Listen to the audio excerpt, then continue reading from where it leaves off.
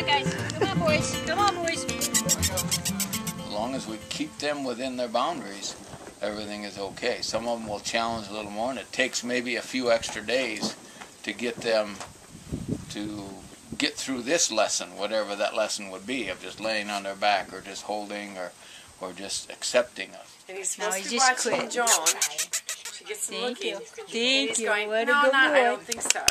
And puppies There know how to you count go. to 3. 1, 2, 3, and okay, you're going to set me down, right? Oh. Yeah, and so that's when they'll fight again. I get so many people say, well, Thank you. when puppies are nipping at your hands and you're doing the puppy thing, we'll say, we'll hold their nose and we'll wait until they say, like, this one still hasn't let go yet. He's still kind of going, she'll let go of me any second here, and I'm going, no, we're not. They're counting 1, 2, 3. No.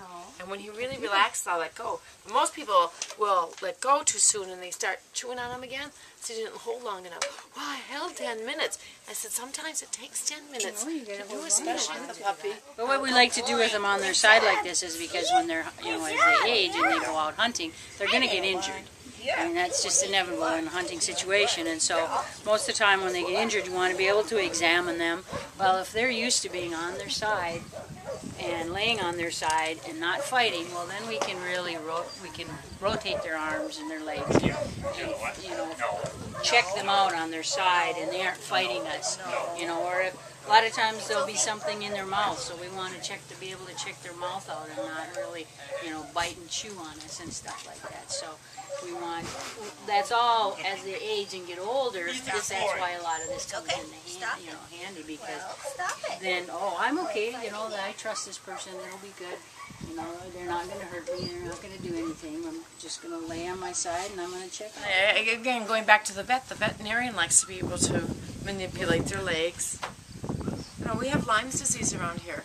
And if he can't tell if the dog is stiff because he's injured it or stiff because maybe it's Lyme's in the joints.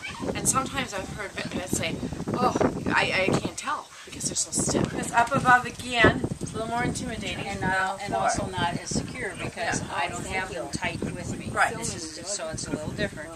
And I'm not going to let her put her hand on top of me. That cold game, remember that game? Because that's a dominant thing for her, especially. Oh, especially. So many people want to try this with their dog right away, a puppy right away on the floor. And if they're, like I say, their scoreboard's off, they're not going to be able to do it because the fight is going to inch through and the puppy's going to get out. But up here, they feel a little more intimidated up off the ground. They know they're off the ground. There, just there. Yeah, she counted 1, 2. That should be enough. We do a lot of things, you like count to 3, you don't count to 2, it's always 3. Or we go 3 times repetitive on things, so that if they do it 3 times in a row, then generally they catch on to it then. And what happens with you know, a family that has this, they end up giving up too quick on a puppy.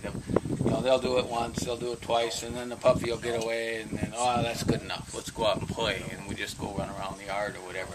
Well, in the puppy's mind, they won that session.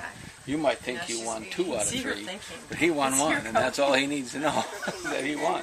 Anybody should be able to come in, up to him and take something out of their mouth. You know, whether it be a toddler that doesn't know any difference if there's a cookie in their mouth and they want it. Should we try that again?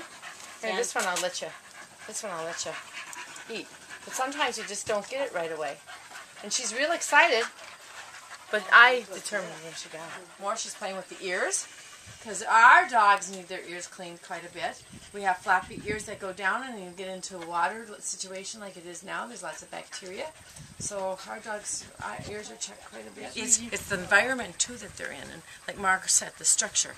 They look for structure, and if they don't get structure, they'll decide what they want to do. Do you want to go to that age next? If you want to do ice cream all the time, ice cream sounds good for any kid or teenager, you know, but it's the parent that says, we got to have the vegetables first.